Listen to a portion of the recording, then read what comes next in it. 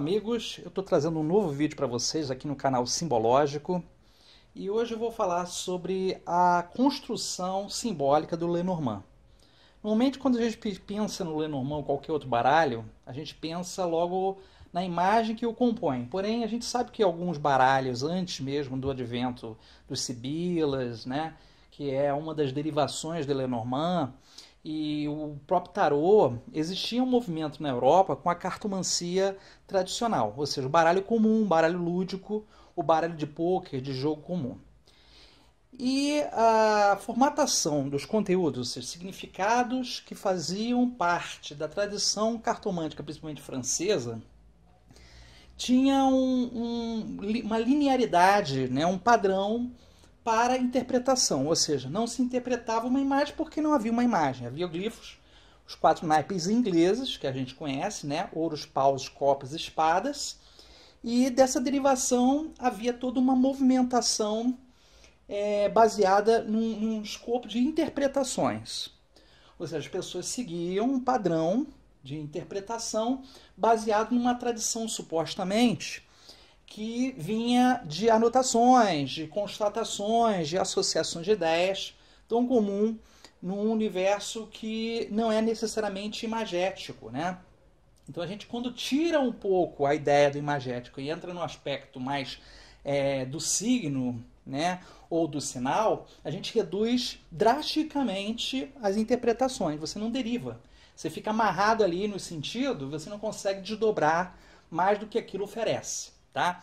Então, por que eu escolhi falar hoje do Lenormand? Eu podia falar do tarô, podia falar de outro oráculo, né? Principalmente o tarô, que é uma das áreas que eu mais gosto, que eu mais domino, mas eu quis falar do Lenormand porque o Lenormand, particularmente, é um baralho que ele comporta 3 plataformas do universo simbólico. Ele consegue comportar o símbolo em si, né? Que a gente vai explicar a derivação dos símbolos e como é que essas imagens foram realmente relacionadas e retratadas. Nós temos os sinais, nós temos os emblemas e nós temos também os adereços, né? Vamos colocar aqui como a parte alegoria da história, né? Então, a construção do Lenormand se deu muito pela fenomenologia de época. A gente tem que pensar como aquelas pessoas, né, no século XVIII, que tipo de pensamento, que tipo de cultura, que tipo de sociedade, né, de momento histórico estava sendo atravessada ali a França, particularmente, de onde vem o berço, né, particularmente desse baralho, né? Claro que existe muita coisa na Alemanha, né, mas o boom do Lenormand, né, veio com a divulgação da própria Mademoiselle Lenormand através das suas práticas. Então eu peguei aqui esse baralho, que é o Whitewall, né, Lenormand da Coruja Branca, e podia pegar outro, mas eu escolhi esse aqui, tá? E eu vou explicar para vocês aqui a questão do que é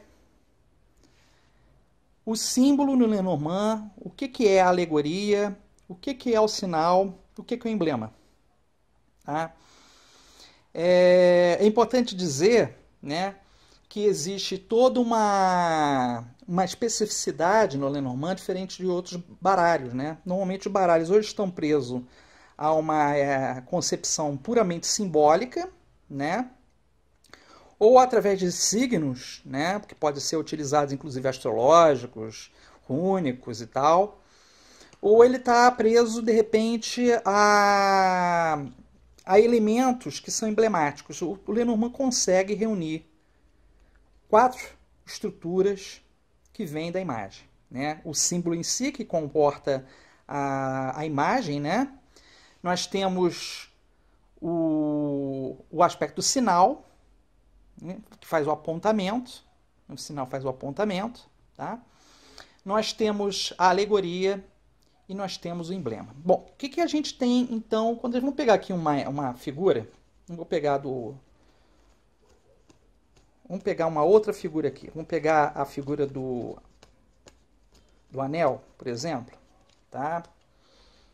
A figura 25, que é a do anel, certo? Então, essa figura do anel, é uma figura que você tem uma imagem bastante evocativa. Existem imagens que, na verdade, elas têm uma obviedade, né? Quando o símbolo ele tenta abdicar o seu significado, ele já tem uma construção de sentido tão perfeita, tão alinhavada, tão bem amarrada, né? Que todas as interpretações derivam do mesmo sentido, né? É diferente você pegar, por exemplo, a figura, um exemplo do cavaleiro, né? O cavaleiro ele pode ter vários sentidos, vários significados, mas o anel ele tem um significado um sentido bem amarrado, particularmente quando a gente fala do próprio Lenormand. Aí o que a gente tem na figura, por exemplo, do anel? O que você tem aqui? Você tem o naipe, né? Essa figura do naipe que aparece como fosse o as de paus, né? Nós temos o número que diz respeito à posição que a lâmina carta ocupa, né? Nós temos o símbolo em si e a sua estrutura alegórica emblemática, né? Então, como se chega a essa visão, a essa interpretação? A primeira coisa que você tem na figura do naipe, tá? A figura do naipe, ela não obedece em si às interpretações clássicas francesas, tá? Então, ela tem mais um caráter de sinal aqui, de um indicador, do que a interpretação que a gente poderia dar à estrutura convencional de um baralho de carteado, tá certo? O número ele tem um posicionamento, né? O número classifica, o número também tem um caráter de sinal. Isso também acontece no tarô, né? E é importante colocar dessa forma porque o tarô originalmente ele não tinha nem títulos e nem tinha números, né? Os trunfos, que eram assim chamados, né? Eles não tinham título, não tinha número. Já o Lenormand já tem essa construção, né? Numérica, tem um naipe, né? Tem inclusive alguns baralhos que vêm com escritos, né? Poemas, né? Agora, pensemos no anel. O anel ele tem um caráter simbólico, mas o anel ele também tem uma função tanto alegórica como emblemática. Vamos entender o que é cada uma dessas funções, tá? O símbolo ele é subjetivo. É uma imagem que não diz respeito a um significado fechado. Então você pode desdobrar sempre novos sentidos. É, digamos, uma convenção que você tem através de um grupo, de uma sociedade, uma cultura, que ali, em comum acordo, as pessoas aceitam aquele significado, aquele sentido para a imagem, tá certo? Mas não é óbvio. Existe algo que está no plano subjetivo, no plano subliminar. Agora, o sinal, diferente do símbolo, o símbolo está em oposição ao sinal, tá certo? O sinal é indicador. Enquanto que o símbolo sugere, a gente já conversou isso nos outros vídeos, o sinal é indicador. Então, esse naipe, ele tem uma função de sinalizar, de fazer um apontamento em relação a essa imagem, tá? Pode ter um caráter muito mais de classificação do que interpretação e significados, tá? Porque você não vai pegar o sentido de união, de alianças, de vínculos diretamente através dessa interpretação do as de paus para uma questão do anel, tá? Outra coisa que é importante, quando você pensa no anel, você tem uma imagem também emblemática. O emblema, ele tem um caráter de apologia, né? De trazer uma ideia sobre algo abstrato que não é diretamente interpretável, tá? Então, quando você pega, por exemplo, um brasão, você pega, por exemplo, uma patente militar, né? Um selo, alguma coisa assim, ela tem uma função emblemática, ela tem uma função de enaltecer alguma coisa através da imagem referindo, né, uma ideia.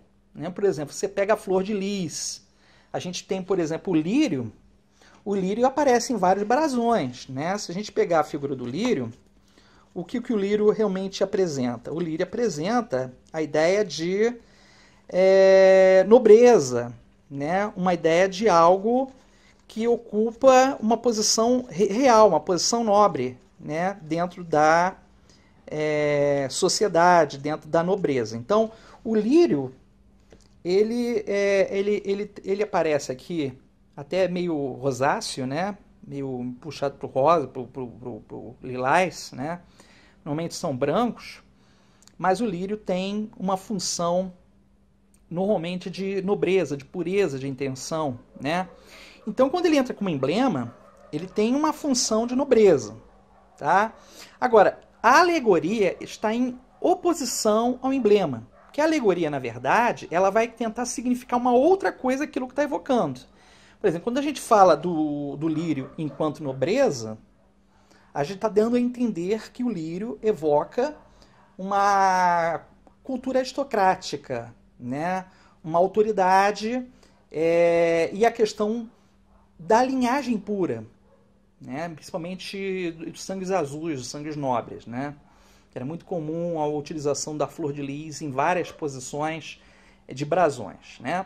E quando você pega, por exemplo, o lírio na mão de São José, ela já tem uma função alegórica.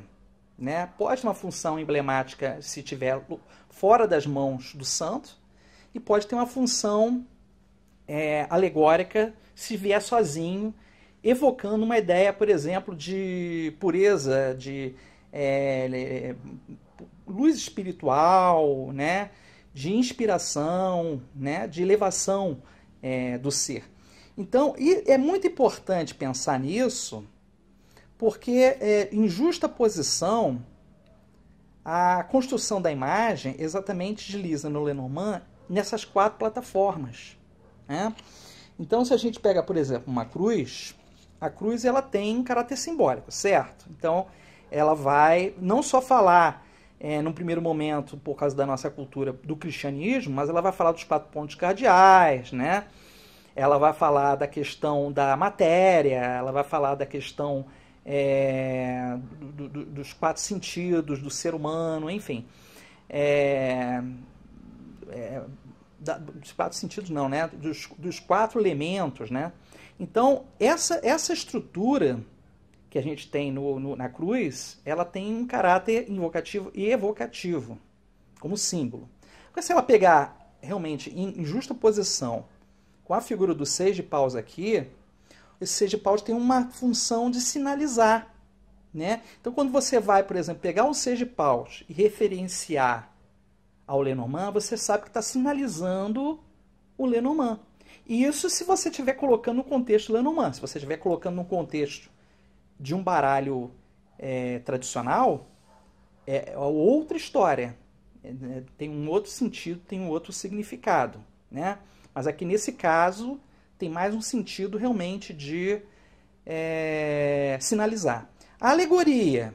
Né? Então a cruz ela pode representar, por exemplo, a questão da transcendência do homem pela própria dor, né?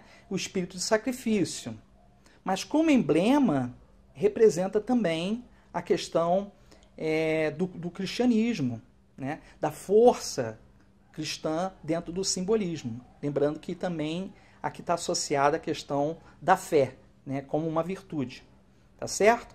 Então, a gente deve sempre pensar que as imagens que aparecem, né, elas, diferente que acontece, por exemplo, diferente no tarô, que ele está amarrado mais na questão simbólica e os componentes alegóricos eles são mais subjetivos, eles estão mais dissolvidos na imagem simbólica, eles estão dentro, mas eles não estão destacados. Né?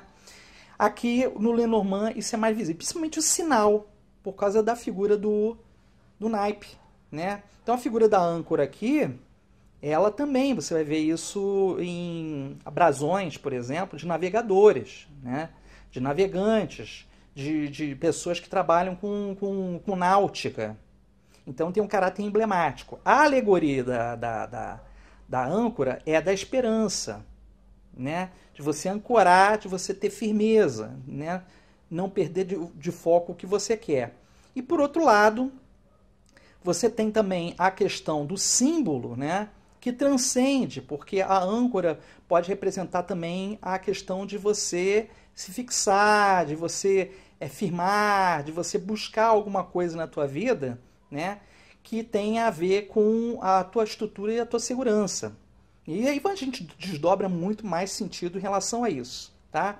Então eu quis mostrar isso para vocês de uma forma bastante sucinta, que o Lenormand consegue traduzir essas 4 plataformas, né?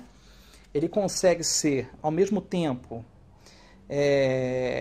símbolo em essência, ele consegue ser sinal, ele consegue ser alegoria e ele consegue ser emblema. Ele tem essa capacidade. Então, é um baralho riquíssimo, que se traduz num âmbito muito amplo de interpretações. É erro achar que você... o tarô traz mais interpretações que o Lenormand. Mentira. O Lenormand traz muitas interpretações devido a essas 4 plataformas e a estudar essas estruturas imagéticas, né? Eu futuramente estou pretendendo dar um curso sobre os símbolos de Lenormand, a história da simbologia, para vocês entenderem melhor, tá? Lembrando que esse baralho, né, é uma derivação do próprio Jogo da Esperança. A gente também tem essa teoria dos emblemas cristãos, né, da questão dos santos, né, a alegoria e os emblemas cristãos, que também derivam essas imagens. Eu vou ficando por aqui, eu agradeço muito a atenção de vocês e na próxima semana eu volto com um novo vídeo. Até mais!